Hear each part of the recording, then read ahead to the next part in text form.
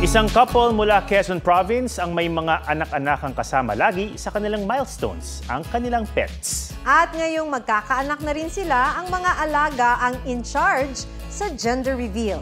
Pusuan na yan sa report na ito.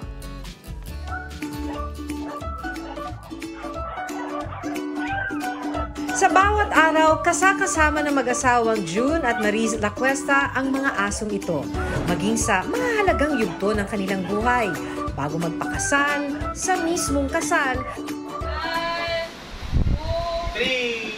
hanggang sa gender reveal ng kanilang magiging anak.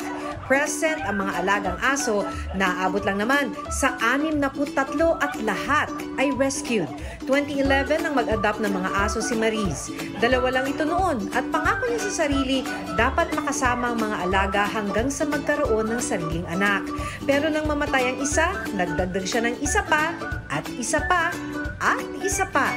Bukod sa 63 dogs, meron pa silang 17 rescued cats. At kahit daw magkakasariling anak na, patuloy pa rin silang magiging pamilya ng kanilang mga alaga.